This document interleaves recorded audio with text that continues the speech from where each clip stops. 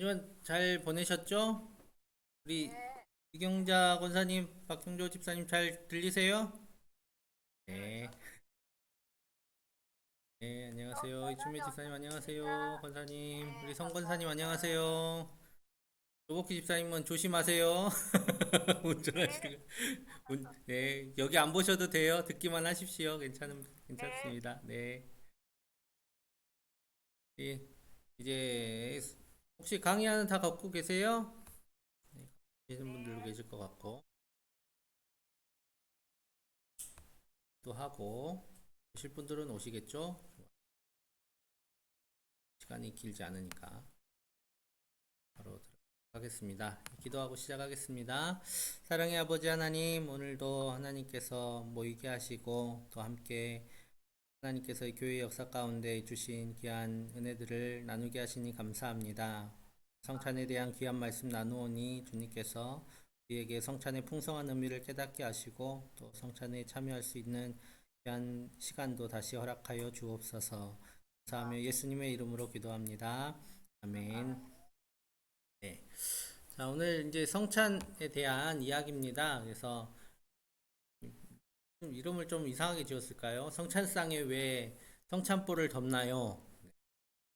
아시는 분 계세요? 성찬보 덮는 이유? 네. 아시는 분도 있으실 수도 있습니다. 그래서 이제 한번 왜 덮을까? 먼지 묻을까봐. 네. 네. 그럴 수도 있잖아요. 그렇죠? 왜 덮을까? 한번 보도록 하겠습니다. 자, 일단 성찬은 정말 오래된 거죠. 저 이제 이 화면이 보이실지 모르겠지만, 네, 이게 최후의 만찬입니다. 레오나르도 다빈치, 디카프리오라고 할 뻔했네요. 네, 레오나르도 다빈치가 그린 이제 최후의 만찬이라는 건데, 이제 이 만찬이 원래 예수님이 했던 그 만찬 모습을 그린 건 아니에요. 왜냐하면 이제 이탈리아 사람들 밥 먹는 모습에다가 예수님의 이제 성자들의 모습을 이렇게 대입을 했는데 다 이탈리아 사람 얼굴이에요. 예수님부터 시작해가지고 얼굴 잘 보면 다 그쪽 얼굴입니다. 이제 뭐 수염을 좀 더 붙여놓거나 좀 이렇게 옷 의상을 날 이제 성화들에 비춰가지고 의상을 대입을 했지만 유대인들은 이렇게 앉아서 먹지 않았어요. 다 누웠다 뭐 이렇게 얘기하잖아요. 이렇게 비스듬히 누워서 먹던 풍습이었기 때문에. 네, 안녕하세요, 권사님. 강의한 저 뒤에 있습니다. 뒤에 놔뒀어요. 그래서 누워서 먹는 모습이죠. 그래서 어쨌든 성찬에 대한 그림들은 많이 있습니다. 그래서 이 예수님께서 먹는 이 식사를 성례전으로 주셨어요. 여러분 어떤 종교에서 성례전은 굉장히 중요한데 예식은 아주 중요한데 그 예식을 먹는 거, 마시는 거 이걸로 준 종교는 우리 기독교밖에 없어요. 예, 먹고 마시는 거를 예식으로 예, 주셨습니다. 예수님이 주신 거죠. 극히 일상적인 어떤 것을 예식으로 세우신 분이 바로 예수님이십니다. 그리고 이게 아주 오래된 예전이죠. 그래서 얼마나 오래됐냐면 이 예전만큼은 성경은 중간에 끊긴 안 쓰인 적이 있었어요. 성경이 없는 시간들이 있었죠. 신약 성경이 없는 시간들이 있었는데 이 예전만큼은 한 번도 없었던 적이 없는 예전입니다. 그래서 이제 성찬 제정의 말씀인데요. 한번 읽어볼까요? 시작. 내가 너희에게 전한 것은 주께 받은 것이니 또 주께서 잡히시던 밤에 떡을 가지사 축사하시고 떼어 이르시되 이것은 너희를 위한 내 몸이니 이것을 행하여 나를 기념하라 하시고 계속 바뀌시죠. 그 다음에 식후에 시작. 식후에 또한 그와 같이 잔을 가지시고 이르시되 이것 잔은 내 피로 세운 새 언약이니 이것을 행하여 마실 때마다 나를 기념하라 하셨으니 너희가 이 떡을 먹으며 이 잔을 마실 때마다 주의 죽으심을 그가 오실 때까지 전하는 것이니라. 네, 조금 라가 안 보이네요. 자, 이것은 누구한테 받은 거냐면 한 예수님께 받았다라고 얘기를 하고 있습니다. 그러니까 엄청 오래된 거예요. 엄청 오래된 거. 말 그대로 예수님 때부터 쭉 지금까지 이어져 온 예식이 바로 성찬 그리고 세례, 이 두 가지는 예수님 때부터 시작된 겁니다. 그래서 그 전에 이제 성경이 쓰여지고 했던 때가 50년대가 넘었어요. 이제 예수님이 오신 지 AD 50년이 넘은 이후에 성경이 쓰여졌는데, 성경이라기보다는 이제 사도들의 편지들이 쓰여지기 시작했던 거죠. 그 전에 이미 이런 예식들은 계속 교회 안에서 행해지고 있었습니다.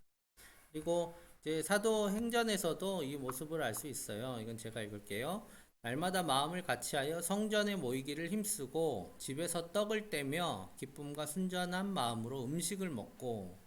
여기서 말씀하는, 지금 안 보이시죠? 예, 왔다 갔다 해야 돼서 성전에 모였다라는 것은, 그 당시 교회에는 다른 건물이 없었는데 다행히 예루살렘에는 성전이 있었습니다. 성전이 있었으니까 모일 때는 성전에 모였던 거예요. 성전에 모여서 또뭐 말씀을 듣기도 하고 하는데, 이제 집에 가면 뭘 했냐면 떡을 뗐어요. 그래서 성경에서 떡을 뗀다라고 얘기를 하면, 특히 신약 성경에서 떡을 뗀다라는 이야기는 거의 성찬을 이야기를 합니다. 성찬을 나눴다라는 의미고요. 그리고 또 음식을 먹었다라는 것은 식사 교제를 했다, 애찬을 나눴다, 이런 의미입니다. 그래서 교회에서 애찬을 계속 하잖아요. 그 애찬은 아주 성찬과 같이 쭉 이어왔던 중요한 것들입니다. 근데 중요한 것은 우리가 애찬을 나누는 게 아니라 점심밥을 먹잖아요. 점심 먹는 게 됐어요. 이렇게 나눈다기보다는. 그래서 그 애찬의 의미로 이런 것들이 진행되어 왔다라는 거 기억해 주시면 감사하겠습니다. 화면 왔다 갔다 하실 것 같아가지고 음소거를 잠깐 할게요. 일단 말씀하실 일 있으면 푸시면 되겠습니다. 자, 그래서 이제 이 성찬에 대한 그림들도 많이 있습니다. 그래서 이런 그림도 있어요. 이게 아주 유명한 사람이 그린 건데, 이런 그림도 있습니다. 그래서 성찬은 어떤 것이었냐면, 바로 예수님을 맛보고 즐기진 않았지만 맛보고 예수님이 하셨던 그 말씀들을 직접 보는 그런 말씀이었어요. 그래서 성찬은 어떤 예식을 넘어서 예수님 그분을 다시 생각하는 그런 시간이었습니다. 그래서 이 성찬을 아주 중요하게 여기게 되었죠. 자, 그런데 그래서 이제 이 처음에는 성찬을 어떻게 했을까? 지금 우리는 성찬을 따로 하잖아요. 성찬을 이렇게 따로 준비를 해놓잖아요. 딱 차려놓는데, 이제 보통 초대교회 때는 어떻게 했냐면, 어, 봉헌물과 같이, 봉헌물이라고 해서 지금이야 헌금이지만 예전에는 다 먹을 것들이었잖아요. 빵이나 포도주나 같이 나눌 애찬물들이 쫙 올라오면 그것들 중에 빵을 들고 또 포도주를 들고, 성찬을 행했습니다. 그래서 성찬을 행하기 때문에 봉헌 시간이 같이 그 시간에 있었어요. 성찬 직전의 시간에 헌금과 성찬을 나눌 그 빵과 포도주가 같이 올라왔습니다. 그런 예식이 아직도 이 카톨릭이나 동방 예전에 남아 있어요. 근데 저희는 그 봉헌에 대한 그것이 이상하게 변질이 돼서 이제 나중에 헌금 이야기할 때 하게 되겠지만, 헌금함이 뒤에 있게 됩니다. 헌금함이 뒤에 있게 되고, 칼뱅 시대 때는 봉헌 기도도 아예 안 했어요. 그냥 이거는 연보다라고 해가지고 뒤에 놔뒀던 그런 또 개혁들이 있었습니다. 어쨌든 이렇게 예전 가운데 성찬은 아주 중요하게 남아있게 되죠. 그래서 이 성찬을 어떻게 이해를 했을까? 성찬을 어떻게 이해를 했을까? 한번 생각을, 그 어떤 그 과정을 거쳐왔는지 한번 살펴보도록 하겠습니다. 자, 네. 그럼 먼저 어떤 일이 있었냐면, 이 예수님을 어떻게 생각했을까? 예수님을 어떻게 생각을 했을까? 예수님의 십자가 사건을 어떻게 생각했을까가 아주 중요해요. 그래서 초창기는 이것을 어떻게 생각을 했냐면, 지난주에 부활절 얘기를 했잖아요. 지난번에 부활절 얘기를 했고, 지난주에 카톨릭에 대한 이야기를 많이 했습니다. 카톨릭이 아주 오래된 교회라고 이야기를 드렸죠. 자, 그 어떤 의미로 이 예수님의 십자가 사건을 받아들였을까? 한번 보겠습니다. 이런 말씀이 이제 성경 안에 많이 있어요. 너희는 누룩 없는 자인데 새 덩어리가 되기 위하여 묵은 누룩을 내버리라. 우리의 유월절 양 곧 그리스도께서 희생되셨느니라. 고린도전서의 말씀이고, 또 그리스도께서 너희를 사랑하신 것 같이 너희도 사랑 가운데서 행하라. 그는 우리를 위하여 자신을 버리사 향기로운 제물과 희생 제물로 하나님께 드리셨느니라. 에베소서 5장 2절 말씀입니다. 이게 무슨 말씀이냐면 예수님을 희생 제물로 이해했다라는 것이죠. 희생 제물로. 그래서 안 되네요. 이게 만들어 놨는데.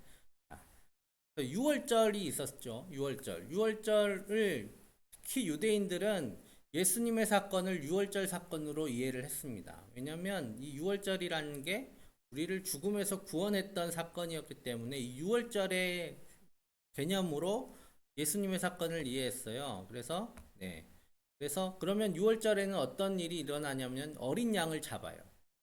어린 양을 잡습니다. 그래서 어린 양 때문에 6월절에 우리가 구원을 얻었어요. 그래서 이 유비를 그대로 가져오지요. 그래서 부활절과 6월절을 부활절로 이해를 했어요. 특히 이제 동방 쪽의 교회에서는. 그러면 어린 양은 뭐가 되는 거예요? 예수님이 되시는 거죠. 그러니까 6월절에 희생됐던 어린 양, 부활절에 다시 살아나셨지만 6월절에 희생되셨던 예수, 이 구도를 가지고 이해를 한 겁니다. 그래서 이것이 희생제물이 되신 예수 그리스도라는 이해가 있었어요. 우리도 그렇게 이해하잖아요. 일부는 여러 가지 다른 의미들이 있지만 특히 주류적인 이해가 바로 이러한 이해였습니다. 예수님은 우리를 위해 희생되신 희생제물이시다 라는 대속제물이시다 라는 이해가 이제 강했습니다. 자, 그런데 이제 여기에다가 말씀 그때 드렸잖아요. 이 카톨릭이나 고대 교회는 이 이해를 계속 확장시켜 나가는 경향이 있어요. 자, 그러면 고대 그 일들을 행했던 게 누구냐면 제사장이었어요. 그리고 그 제사장은 제물을 가지고 희생 제사를 드렸죠. 그러면 이제 그 역할을 하는 게 누구냐? 사제다라는 거예요. 사제가 그 일을 하고, 사제란 뜻이 사실은 제사장이란 뜻이에요. 우리는 제사장이라고 하지만 프리스트라는 말이 어디 신전에서 제물 드리고 하는 사람을 사제라고 하는 거잖아요. 그래서 이 제사장은 사제가 되고 제물은 이제 성체라고 하는 예수님의 몸과 피가 이 제물이 되는 겁니다. 자, 이 이해 가운데 이제 그 카톨릭의 이해를 한번 생각해 보시면 되겠어요. 자, 그래서 카톨릭은 이렇게 이해를 합니다. 십자가 사건은 속죄 사건이다라는 거예요. 속죄 사건. 이 희생 제물을 통해서 속죄된 사건이에요. 그러면 그 십자가 사건을 재현하는 게 뭐냐면 미사예요. 미사. 미사에서는 무슨 일이 일어나냐면 속죄가 일어나는 겁니다. 이 미사 안의 핵심이 뭐냐면 성찬이었어요. 이 영성체라고 하는 성체를 먹는 이것을 통해서 속죄가 일어난다. 이렇게 이해를 했습니다. 그러니까 카톨릭에서 쫓겨난다라는 게 어떤 의미인지 아시겠죠? 파문당하는 거는 이 영성체를 못하게 되고 그러면 죄를 속할 수 없는 상황이 되는 겁니다. 그래서 되게 무서워했어요. 자, 이렇게 해서 지금 이제 요 하면 굉장히 큰 전병이죠. 이거 보여주는 전병이 있어요. 먹는 전병이 있고 큰 전병이 있습니다. 이만해요. 동그랗고 큰 거. 그래서 굳이 만들어내긴 동그란 게 편해서 만들어냈던 것 같은데 이제 동그래지니까 여기다 또 의미를 많이 부여했어요. 이렇게 해 떠오르시는 해, 우리의 빛 대신 예수 그래가지고 이걸로 많이 또 이해를 했는데 이 전병, 이 미사의 핵심이 바로 이 성찬이 되게 됩니다. 그래서 왜냐하면 희생제사에 제물이 없을 수 없잖아요. 그러니까 미사가 제사였기 때문에 제물이 필요했어요. 그래서 그 제물로 이 성찬의 빵과 포도주를 제물이라고 이해를 했습니다. 자, 그래서 이제 고대 예전으로 한번 돌아가 볼게요. 여러 가지 예전들이 있지만 한번 상상을 한번 해볼게요. 성찬 예전을 한번 상상을 해보겠습니다. 예전에 어떤 일이 먼저 일어났냐면 뭐가 먼저 있었죠? 성찬에 관련해서는 말씀 이전에 이미 성찬이라는 게 존재했어요. 예수님이 제자들에게 성찬을 하라고 하셨기 때문에 성찬이 존재했습니다. 예전이 존재한 거예요. 어떤 성찬이. 자, 그래서 세례도 줬고, 근데 세례는 이렇게 주는 게 뭐 특별한 의식이 아니니까 또 한 번밖에 없잖아요. 한 사람 앞에는 한 번밖에 안 주는 건데 성찬을 계속 했단 말이에요.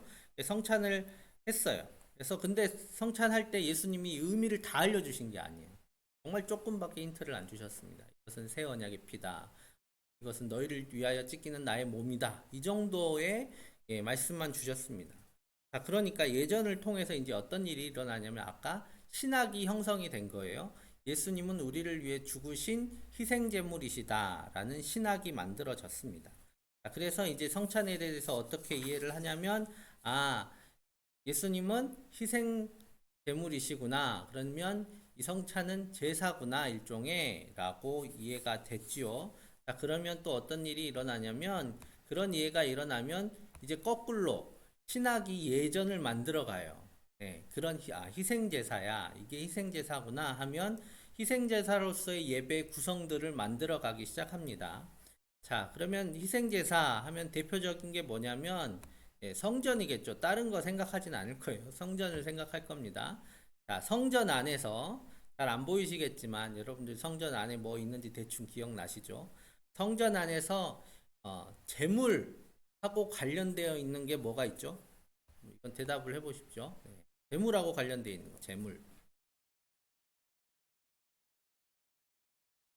네. 헌금.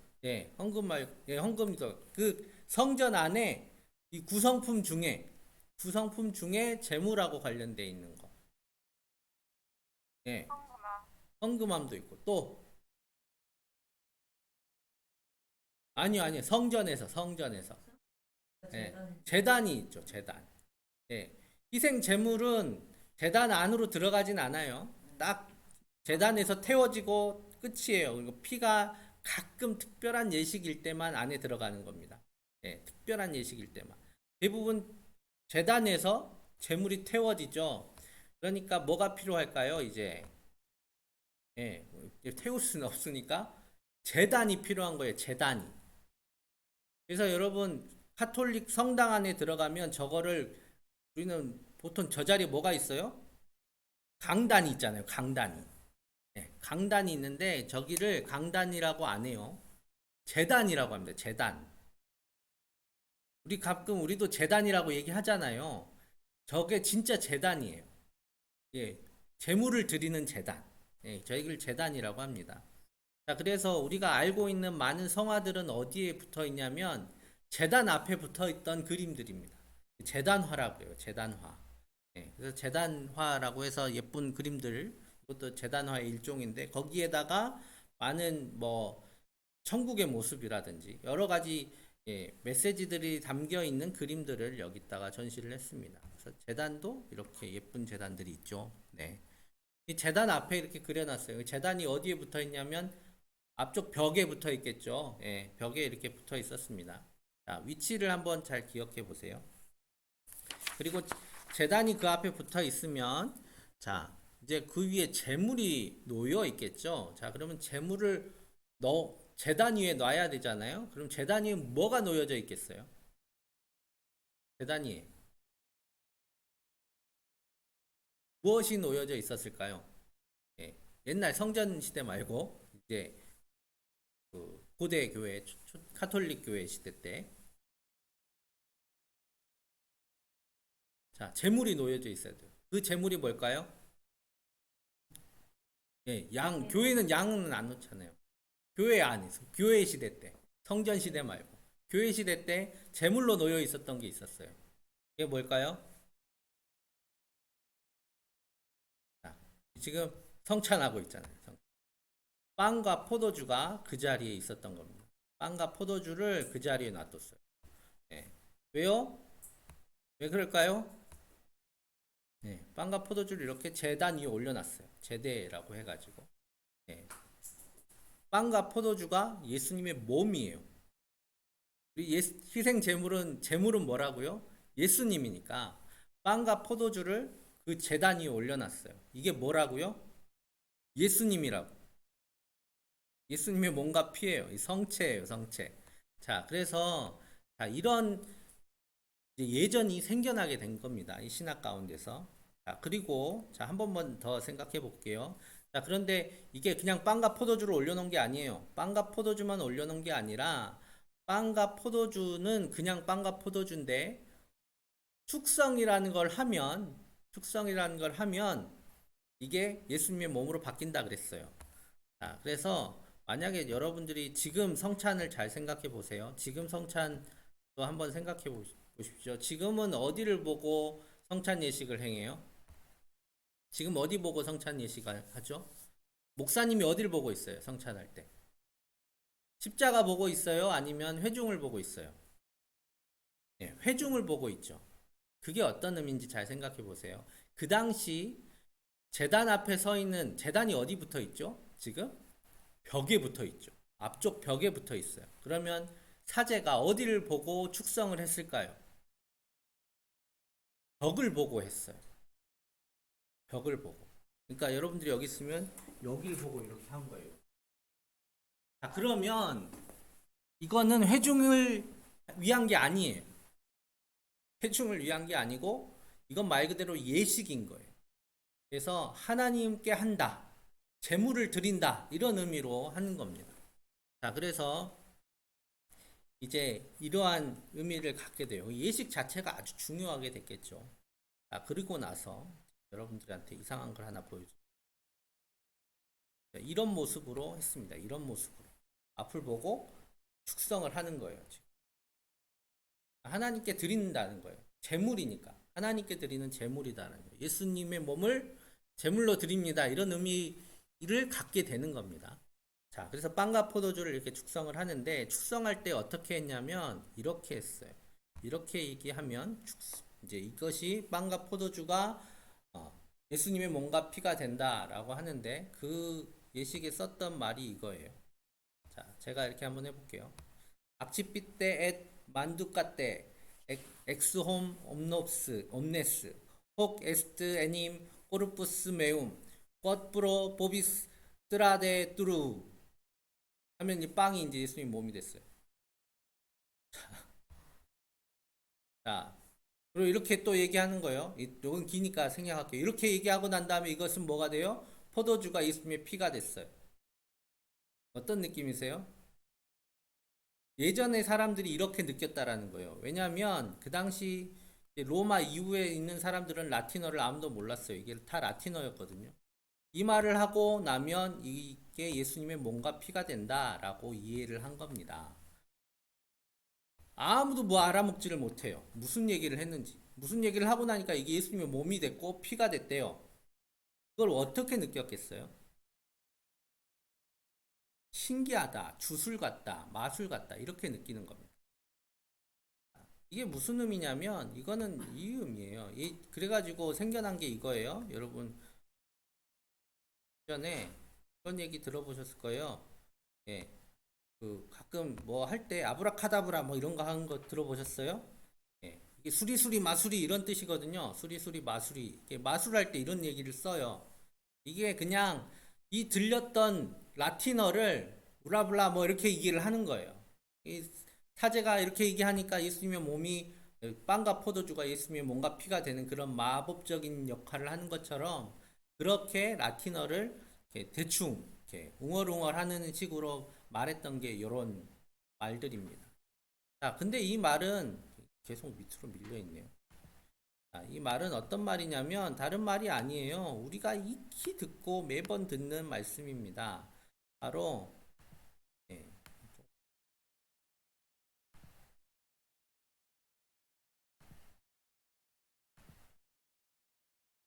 이런 말씀입니다.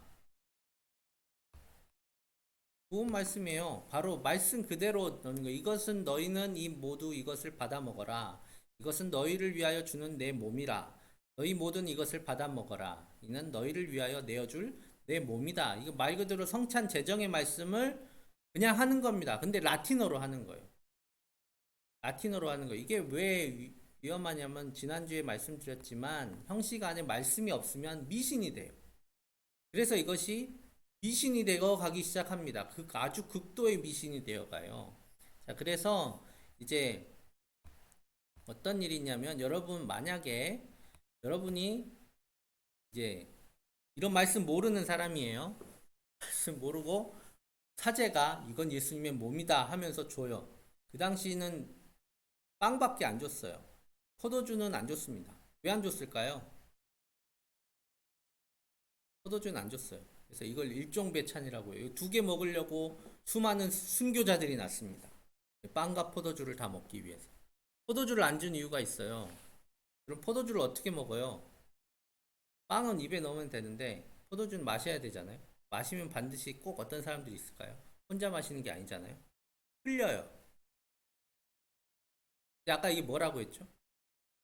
이제 축성이 끝나면 이게 예수님의 피예요. 포도주가 흘러요.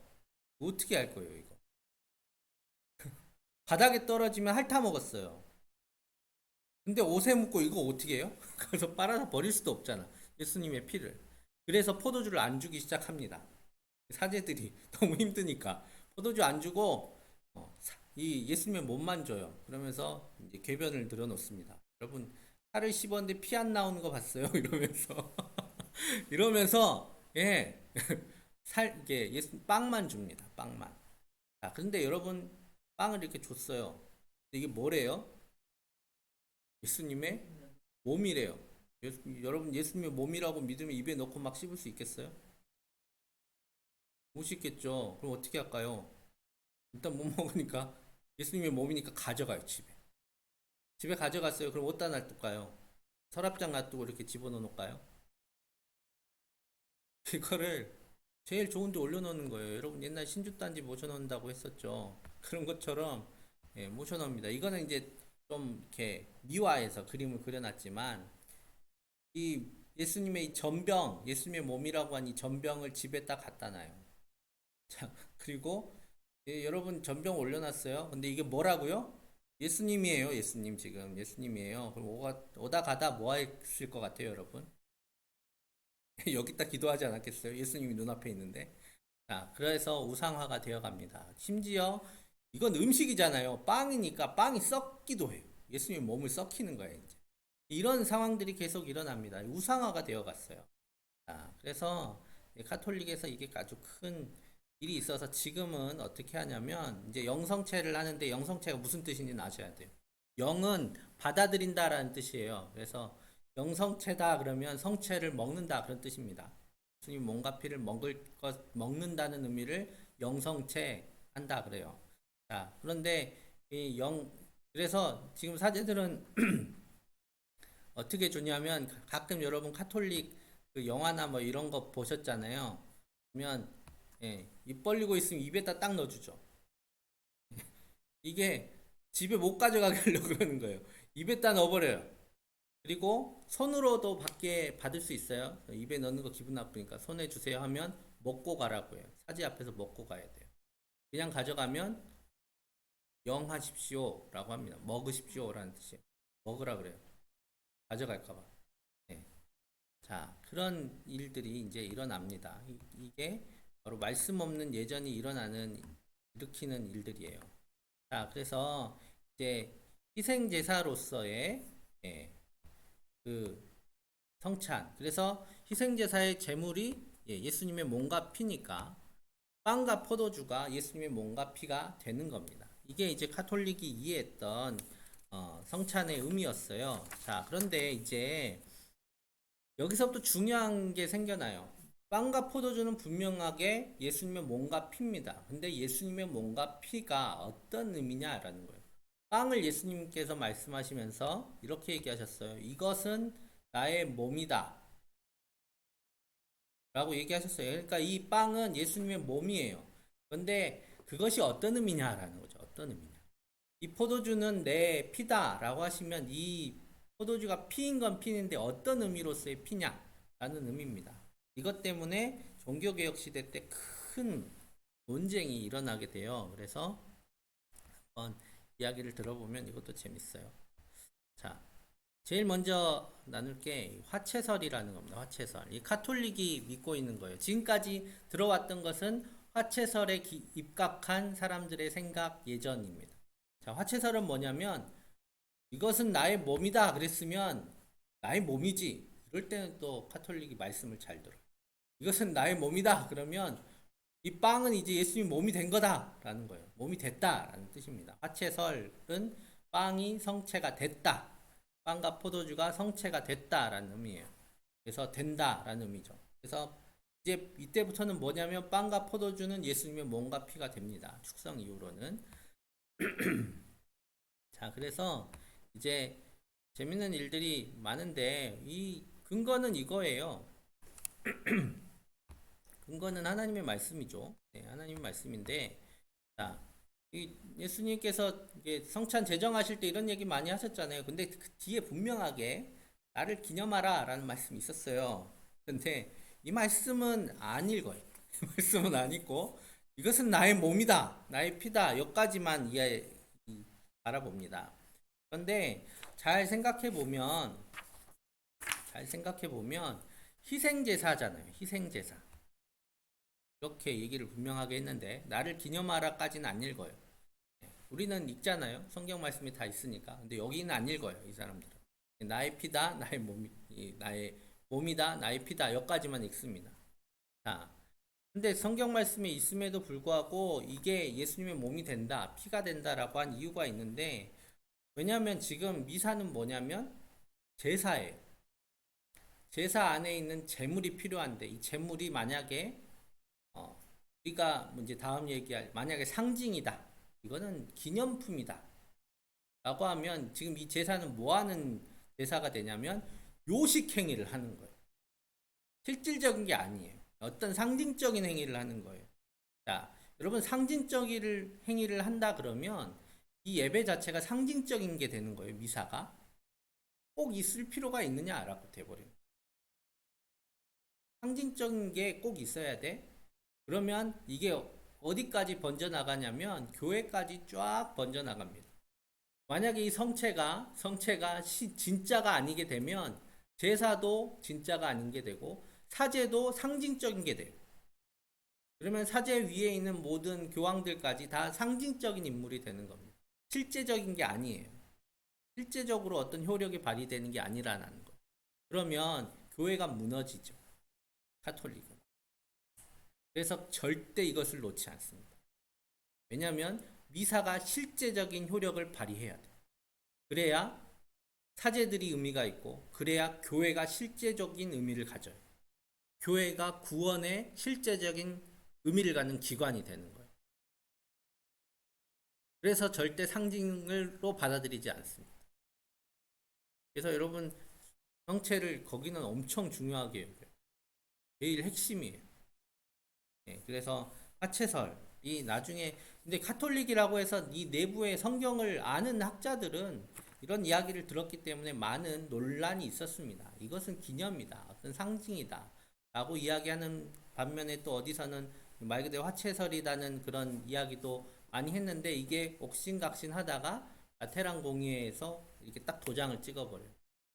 예수님 이 빵과 포도주는 축성 이후에 예수님의 몸과 피가 된다라고 도장을 찍어버립니다. 그래서 이제 이 논란은 카톨릭 내에서는 없어졌지만 사실 성경을 읽을 줄 아는 사람은 반드시 이게 맞느냐라는 질문을 할 수밖에 없어요. 말했잖아요. 나를 기념하라 라고 얘기하셨거든요. 그래서 이제 이것 때문에 종교개혁 시대 때 첫 번째 성찬에 대한 이야기를 하셨던 분이 있는데 그분이 바로 이제 상징설이라는 것을 주장하신 분이십니다. 상징설은 자연스러운 거예요. 성경을 읽어보면 기념하라라고 얘기했잖아요. 그러니까 기념하는 것이다. 예수님의 몸과 피를 기념하고 상징하는 것이다 라고 말씀합니다. 그래서 이것을 주장하신 분은 우리 개혁교회 초창기 멤버 1세대 개혁가였던 쯔빙글리예요. 이분은 루터랑 같은 시대 때 종교개혁을 했습니다. 우리가 칼뱅을 많이 아는데 칼뱅은 루터랑 시대는 같은데 종교개혁으로 보자면 1.5세대 정도 돼요. 루터가 종교개혁을 한 걸 보고 있었고 어떤 일들이 일어났는지 어떤 약점들이 있는지를 보고 개혁을 시작한 사람이 칼뱅이에요. 근데 같은 동선상에서 개혁교회 그 개혁을 시작했던 분은 쯔빙글리 이 분이십니다. 이분은 예, 이분이 쯔빙글리예요. 자, 그래서 이분이 상징설을 주장을 하게 됩니다. 왜냐하면 개혁교회 모토가 뭐예요? 이분으로부터 시작한 거예요. 개혁교회 모토도. 예, 솔리데오 글로리아. 오직 하나님께만 영광을. 모든 우상되는 것은 싹 치워버렸던 분이세요. 이분은 오르간 주자인데 오르간을 다 떼어버렸어요. 예, 오르간을 치시는 분인데 오르간을 다 떼어낼 만큼 아무튼 우상숭배 할 수 있는 모든 걸 다 치웠는데 그 중에 제일 우상숭배 될 게 뭐냐면 이 성체인 거예요. 이거 화채설이라고 얘기하면서 제일 우상숭배를 많이 해. 그러니까 이것은 상징이다. 기념하라고 하는 예수님께서 말씀하셨다라고 이야기하면서 이 상징설을 이제 주장을 합니다. 그러면서 이분은 그 당시 이 성체 예수님의 몸과 피를 받는 것은 제일 번쩍번쩍한 금, 은 이런 걸로만 했죠. 대부분 금으로 했겠죠. 자, 그런데 이분은 이때부터 나무 식기로 이 성찬을 했어요. 그리고 성찬을 이제 누굴 보고 하기 시작했냐면 회중을 보고 하기 시작. 왜? 이것은 상징이에요. 이 상징이라는 의미는 그냥 이건 예수님의 몸입니다, 피입니다가 아니라 말씀이다라는 거예요. 이것은 예수님께서 하신 일들을 담고 있는 그런 말씀들입니다. 상징적인 말씀들입니다 하면서 성찬을 나눴어요. 자, 그리고 성찬을 나눌 때 카톨릭은 반드시 사제가 줘야 돼요. 사제한테 다 나와서 먹잖아요. 그쵸? 지금도 그래요. 사제한테 가서 먹어요. 근데 우리는 어떻게 해요? 그러니까 쫙 그쵸? 사제가 입에 넣어주고 손에 받아서 먹게 해요. 사제가 줘야 돼. 예수님의 몸과 피니까. 근데 이제 어떻게 해요, 우리는? 장로님들 나가고 자리 좁으면 이렇게 나눠서 먹잖아요. 그렇게 했던 분이 쯔빙글리세요. 성도들이 함께 나눴어요. 왜? 이것은 그냥 제사로서의 성찬을 넘어서 하나님 앞에서 하는 천국 잔치의 의미도 있다. 우리가 하나님 앞에서 기뻐하면서 하는 하나님의 자녀된 잔치다라고 하면서 나눠 먹게 했어요. 빵도 서로 나누어 먹게 하고 잔도 서로 나누어 먹게 하고 자, 이런 예식을 세우셨죠. 자, 그래서 이때부터 성찬의 의미가 많이 바뀌었습니다. 우리 장로교회 성찬이 지금은 사람이 너무 많아서 너무 많아서 어쩔 수 없이 이렇게 하지만 아주 기쁨의 잔치처럼 했던 것이 바로 이제 성찬이죠. 자, 그런데 여기에 태클을 거셨던 분이 한 분 계세요. 그분이 아주 유명한 마틴 루터입니다. 마틴 루터가 아주 왜냐하면 동세대였잖아요. 동세대니까 같이 많이 싸웠어요. 사실 이 두 세력이 이렇게 합쳐서 종교개혁을 해보려고 하는 많은 시도가 있었는데 그 중에 결국 이게 안 됐던 제일 큰 이유가 바로 이 성찬론 때문에. 그래서 이 마틴 루터는 이해하기 굉장히 어려우신 분이세요. 왜냐하면 오래도 하셨지만 그 안에 다양한 사고를 막 이렇게 품고 계셔서 이제 마틴 루터는 어떻게 생각했냐면 이것을 그냥 상징으로만 생각하면 먼저는 기독교의 신비가 너무 많이 훼손된다.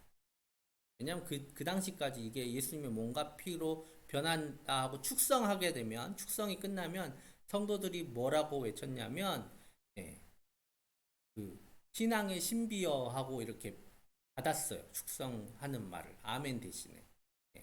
그래서 이것은 왜냐하면 신비잖아요. 신비. 예수님의 빵과 포도주가 예수님의 몸과 피로 변한다라는 것은 신비였기 때문에 너무 이런 것들을 다 훼손해 버린다. 기독교가 보존해 왔던 것들을. 그래서 이제 너무 성령의 신비를 훼손한다라고 이해했고 또 이제 그것은 이제 화채설은 너무 비이성적인 데까지 나아갔지만 이 루터는 어떻게든 이것을 합쳐보려고 했어요. 합쳐보려고. 그래서 어떻게 합쳤냐면 이렇게 합쳤어요. 그가 합친 이론의 이름이 공제설이에요. 공제설. 나오죠? 공제설. 공제설입니다. 공제설은 무슨 의미냐면 빵과 포도주는 빵과 포도주예요. 안 바뀌어요. 근데 이제 성찬을 시작하고 제정 말씀을 하고 분병분전하기 시작하면서 입에 들어갈 때 어떻게 들어가냐면 빵과 포도주인데 거기에 예수님의 몸이 함께 있어요. 이해하기 진짜 어렵죠. 예수님의 몸이 함께 있어요.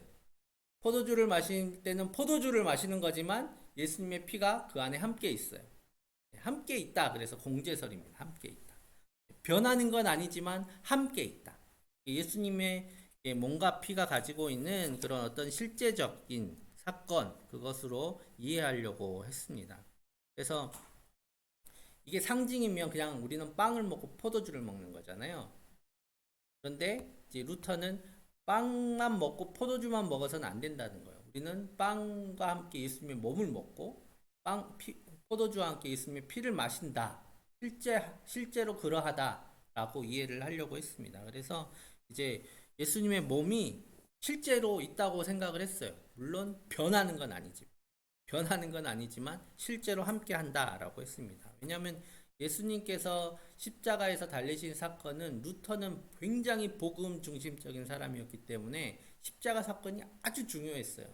이 사건의 핵심인 핵심을 가리키고 있는 성찬을 그냥 상징으로만 둘 수는 없었습니다. 그래서 이렇게 이해했던 거예요. 예, 빵에 이렇게 예수님이 빵은 빵인데 위에도 있고 아래에도 있고 안에도 있고 밖에도 있고 이렇게 해서 우리는 예수님의 몸을 먹는다.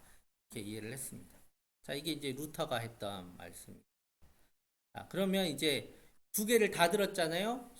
이제 상징설도 있고 하체설도 있고 공제설도 있어요. 이걸 다 본 사람이 누구냐면 다 본 사람이 깔뱅이에요. 깔뱅은 한 발짝 뒤에서 이걸 다 본 다음에 이제 그 개혁의 발을 들였습니다. 그래서 이것들을 최대한 아우를 수 있는 성찬론을 만들고 싶었어요. 그래서 이것들을 어떻게 아우를까? 그런데 우리가 이걸 그냥 상징으로만 들 수도 없고 그렇다고 실제로 예수님의 몸과 피를 먹는다는 게 이성적으로 이해가 되느냐? 성도들이 그걸 이해를 하겠느냐? 그래서 그러면 예수님의 몸과 피를 먹지만 그것은 실제적인 육체적인 게 아니고 영적인 것이다 라고 이해를 합니다. 그래서 우리의 지금 장로교가 받아들이고 있는 성찬론은 영적 임재설이에요. 우리가 빵과 포도주를 먹을 때 빵과 포도주에 예수님께서 영적으로 임재하신다라는 의미입니다. 그래서 영적 임재설이라고 해요. 우리는 너무 이렇게 기념으로 하는 게 아니라 이 안에 예수님께서 영으로 임하신다라는 이해를 가지고 있는 것이 좋습니다. 근데 이게 유령처럼 임한다는 게 아니에요. 예수님이 유령처럼 이렇게 보이지 않는 몸으로 오셔가지고 우리 몸속에 들어가는 건가? 그렇게 이해하시면 안 됩니다. 이것은 무슨 뜻이냐면 오히려 예수님께서 우리한테 오신다는 게 아니고 성찬이 시작되는 동시에 우리가 영적으로 변한다라는 뜻이에요. 우리가 영적으로 변해서 천상의 잔치 가운데 예수님과 함께 식탁 자리에 앉아 있기도 하고 또는 예수님과 함께 예수님의 12제자와 함께 앉아서 성찬을 나누는 그 자리로 영적으로 변화돼서 가는 거예요. 우리가 실제로 예수님이 사셨던 그 역사적인 모든 실제들, 예수님의 사역들을 우리가 먹고 마시는 거예요. 그래서 그게 영적이다라는 것을 그냥 어떤 보이지 않는 그런 형체 이런 게 아니라 예수님이 행하셨던 그 모든 것들을 우리가 받는다라고 이해를 하시면 됩니다. 그래서 그 강의 안에 많이 적어놨잖아요. 예, 그 내용들을 잘 보시면 되겠습니다. 그래서 우리는 생애를 먹기도 하고 예수님의 십자가상에서의 그 몸과 피를 먹기도 하고 또 때로는 예수님의 말씀을 먹기도 하고 때로는 예수님께서 하신 다시 오신다고 하셨던 그리고 우리와 함께 하신다고 하신 그 약속을 먹는 겁니다. 그래서 이것이 우리 가운데 영적으로 임재하셨다라는 의미다라고 이제 칼뱅은 얘기를 해요. 그래서 이제 우리는 이제 카톨릭은 다 지나갔으니까 냅두고 우리 예전 가운데서 중요한 게 무엇인가? 칼뱅이 가장 중요하게 여겼던 게 무엇이었냐면 말씀이었습니다. 말씀. 왜냐하면 사실 화채설이라고 해서 나쁘다고만 이렇게 갈 게 아니에요. 왜냐하면 화채설이 나빠진 것은 말씀이 없었기 때문이에요. 아까 말했잖아요. 우상숭배화 돼버린 게 말씀을 그들이 안 알려줬어요. 이걸 하면서 이게 어떤 의미다. 어떤 예수님께서 우리를 위해서 하신 어떤 행위들이다. 그래서 이 몸과 피를 우리가 마시면 죄사함을 얻는다. 이런 얘기들을 전혀 안 해준 거예요. 그러니까 우상숭배가 돼버렸죠. 그래서 이제 더 이상 화채설은 이 시대가 바뀌었기 때문에 이성적인 사람들이 세워졌기 때문에 더 이상 화채설론 이해할 수 없지만 어쨌든 성찬은 말씀이 있어야 의미가 있다라는 거예요. 그래서 반드시 우리 할 때 앞뒤로 말씀이 가득가득 채워져 있고 예전에 여러분 기억하실 거예요. 성찬하기 시작하면 요즘은 안 그러지만 예전에는 계속 말씀을 읽어 주셨어요. 기억하세요? 계속 말씀을 읽어 주셨습니다. 예. 성찬하는 내내 성찬 끝날 때까지 예수님의 그 성찬에 관련된 말씀 또 구속 사건에 대한 많은 말씀들을 계속 읽어 주셨어요. 말씀이 있어야 된다라는. 그래서 예전들이 그렇게 세워진 거예요. 그냥 하는 게 아닙니다. 말씀이 성찬과 함께 해야 된다라는 그런 이해가 있었어요. 자, 그러고 나서 이제 말씀이 있었는데, 자, 그러면 이제 카톨릭에는 이제 이거는 조금 시간 지났어요. 카톨릭에는 이걸 뭐라 그럴까요? 이제 아까는 제대라고 했잖아요. 그럼 우린 뭐라 그러냐면 성찬대라고 하잖아요. 성찬대. 자, 아까 그 제단에는 뭐가 올려져 있었죠? 예, 빵과 포도주, 성체. 이제 카톨릭은 예수님의 몸과 피가 이렇게 올려져 있었어요. 자, 그러면 예수님이 놓여져 있는 거잖아요. 그러니까 지금도 이제 여러분들이 카톨릭 성당에 갈 일은 없지만 성공회는 개신교니까 성공회 가실 일은 있을 거예요. 가끔 한번 성공회 서울 가시면 성공회 예배도 한번 가보세요. 맨날 가던 예배 가지 말고 성공회 예배 한번 가보세요. 거긴 개신교니까 괜찮아요. 자, 가면 거기는 카톨릭과 비슷하게 예전을 해요.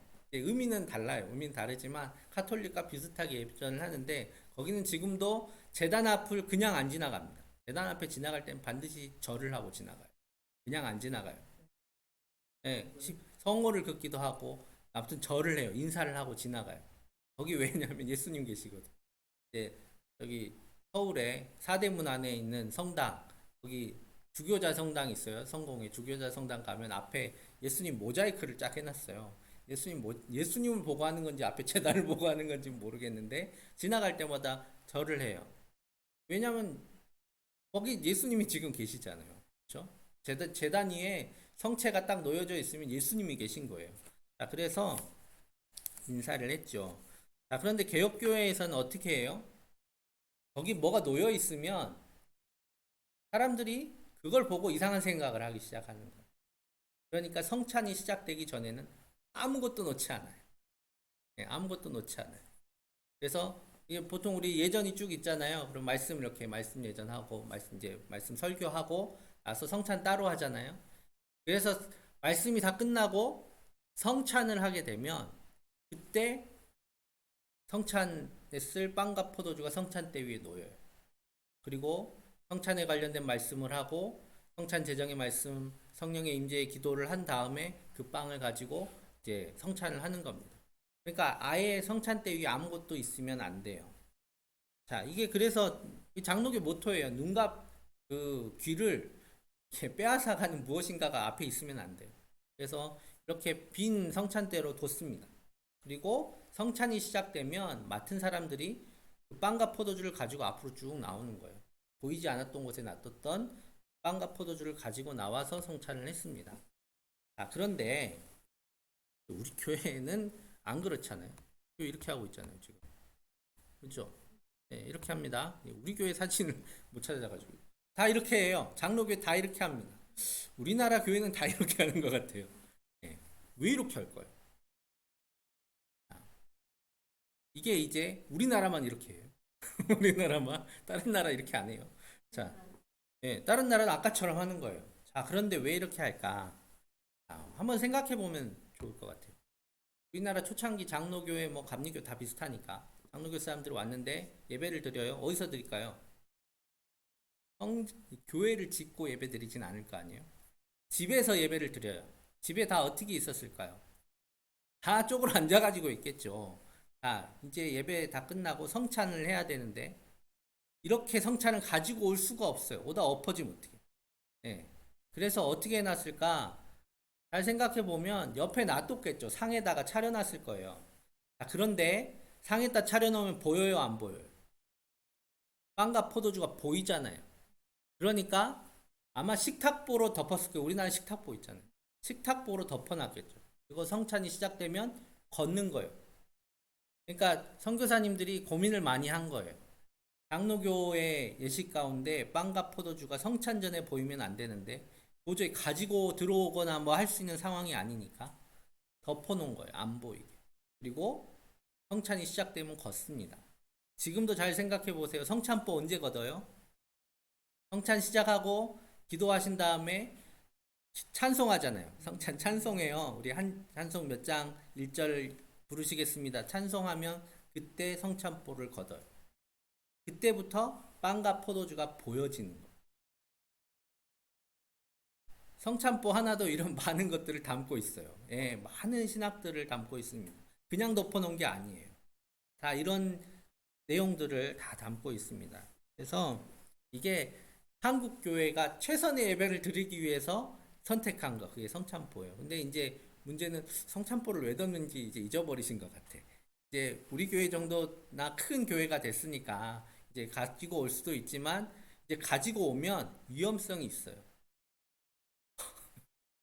가지고 오면 엎으면 어떡하지? 예. 그리고 포도주 쏟으면 어떡하지? 이런 고민들이 있으신 것 같아요. 그래서 이렇게 합니다. 그래서 이제 성찬보 하나에 이런 내용들이 다 담겨 있는 거예요. 성찬보 보실 때마다 이런 마음으로 아, 성찬은 이런 의미였구나 라고 생각하시면 좋을 것 같습니다. 자, 그리고 또 하나 이야기 해볼게요. 자, 여러분, 우리 그 단위에 지금 성찬대가 어디 있어요? 우리 교회 성찬대, 성찬단 어디인지 아세요? 해보신 분 아시잖아요. 네, 설교단 뒤에 딱 그 벽에 붙어 있는 게 성찬대예요. 네. 거기 위에 뭐 있어요? 성경책 펴놨죠. 왜 펴놨을까요? 데코로 펴놓은 게 아니에요. 아, 이게 너무 밋밋한데? 그리고 데코로 펴놓은 게 아닙니다. 예전에 그 제대 위에 뭐가 있었다고요? 제단 위에? 네, 빵과 포도주가 있었죠. 이게 뭘 의미해요? 예수님을 의미하죠.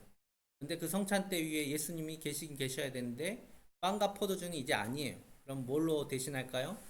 말씀으로 오신 예수님의 말씀을 놓는 거예요.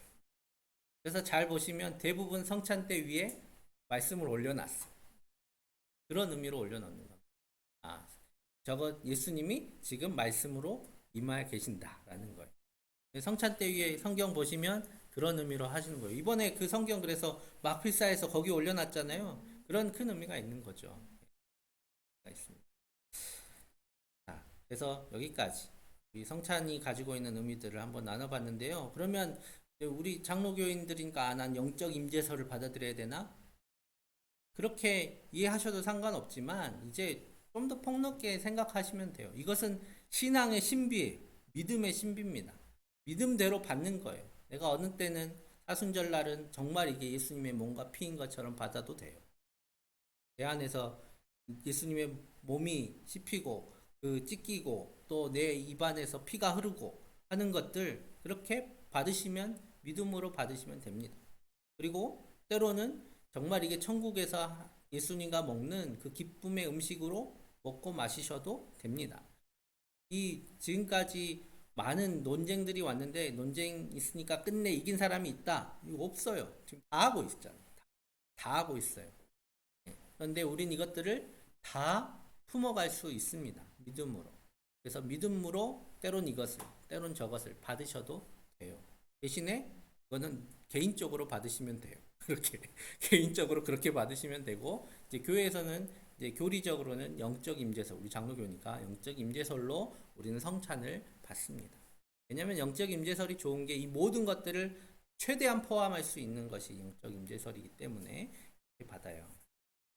자, 그리고 지난번에 그 얘기도 하신 것 같아요. 신부는 왜 술을 먹고 담배를 피냐? 예. 일단 담배부터 얘기하면 담배 피지 말란 말은 성경에 없어요. 담배가 없었으니까요. 자, 그리고 왜 담배를 피지 않았을까? 이것도 아셔야 돼요. 우리 왜 담배 안 펴요? 몸에 안 좋은 몸에 것. 유익이요. 예, 그렇게 배우셨죠. 그렇지 않아요. 예, 초창기 와서는 다 담배 피고 다 했어요. 그런데 왜 담배를 안 피웠냐? 나라 구하려고 안 피웠어요.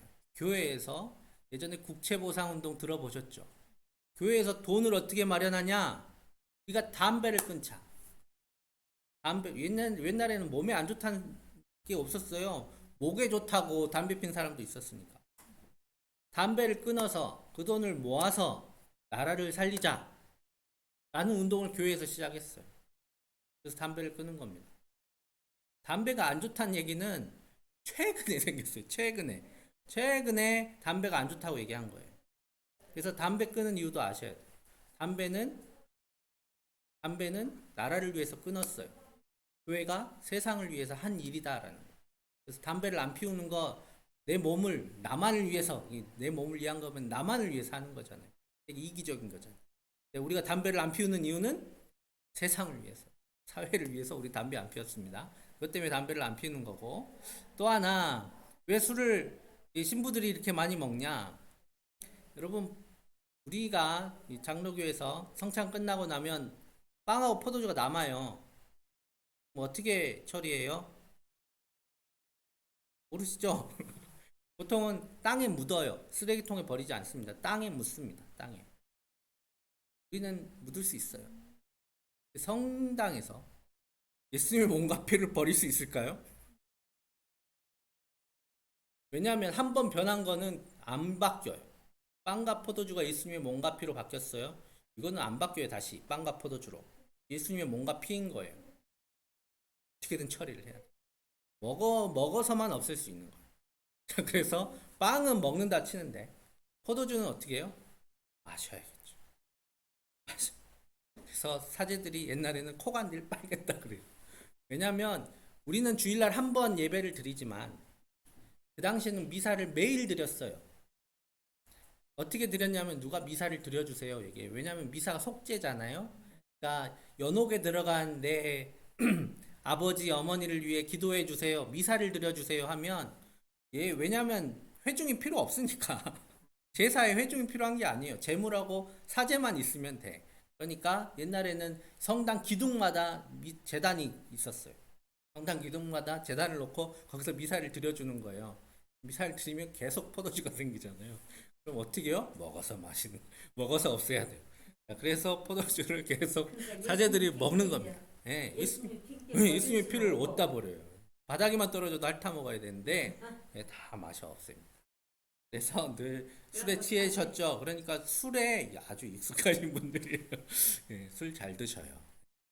그리고 이제 카톨릭은 우리는 성경을 최대한 그대로 받아들이려고 애를 쓰지만 카톨릭은 아까 말씀드렸잖아요. 어떤 부분은 그대로 들으면서 어떤 부분은 또 안 들어요.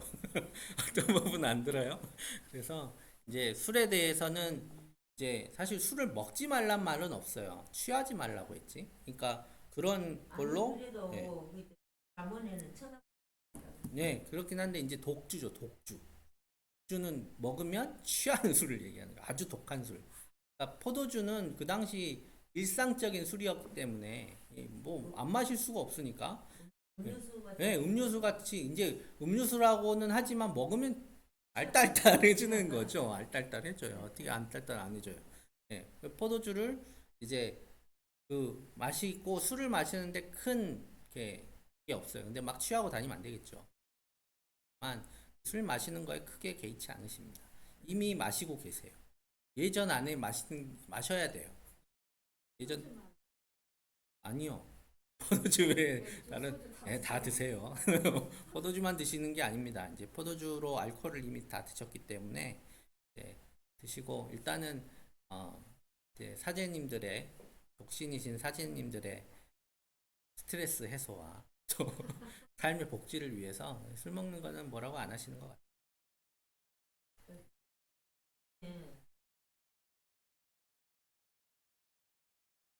인도하는 데였을 뭐 하려고 천주교에서 많이 네. 그걸 했어요. 음, 그리고 천주교 한번 갔다 교회에서 또 기도하려고 그래가지고 전도단 목사님하고 예, 기도를 다녔거든요.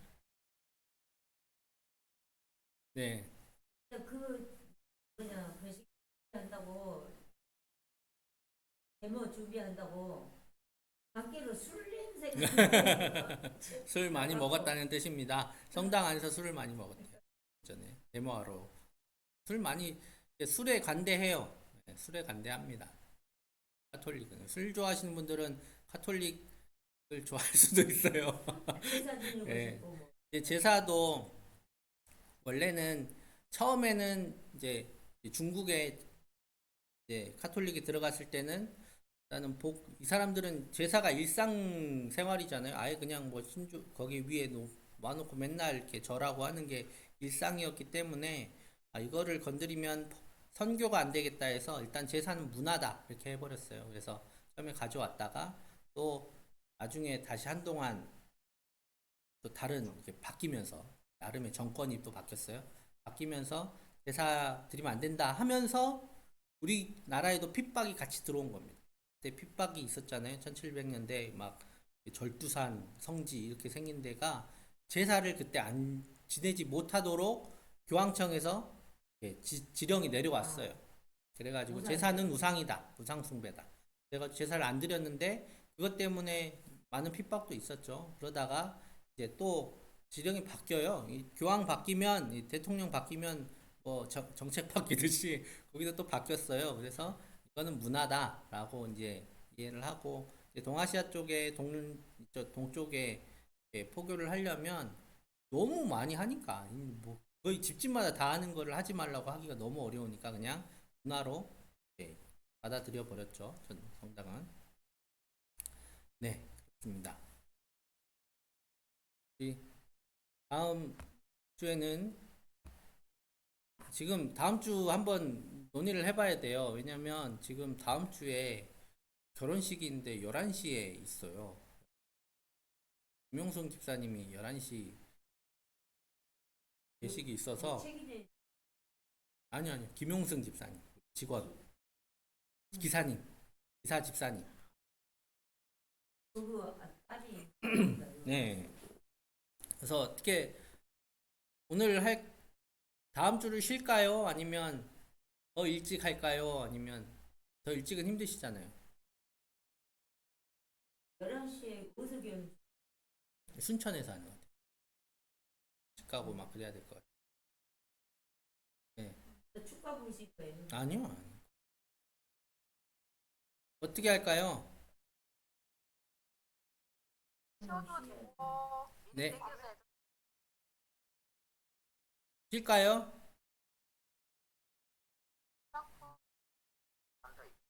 네, 그러니까요. 가실 분도 있을 것 같아서. 네, 그러면 일단은 한 주 휴강하도록 하겠습니다.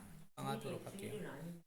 주일은 아니 주일날 하나님께 드리는 주일 예, 하루 쉬고 휴강하겠습니다. 그리고 이제 마지막 강의는 질문을 이렇게 좀 섞어서 할 거예요. 다음 주 강의도 교단들, 교회 교파가 많아요. 교단 이야기를 좀 하려고 하는데, 그거 플러스 이제 질문들도 좀 섞어서 하면 좋을 것 같습니다. 카톡이나 이런데 질문 지금 2개는 올라왔어요.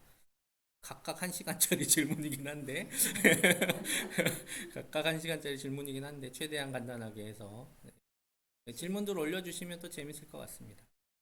네, 짧게 짧게 해보도록 하겠습니다. 네, 오늘 하루도 수고하셨고요. 네, 다음 주가 아니군요. 다다음 주에 뵙도록 하겠습니다. 네, 수고하셨습니다. 네. 감사합니다. 아이고 오늘도 저랑 나는 공부를 못하겠더니 공부는 또 하러 오라고 잘하셨어요.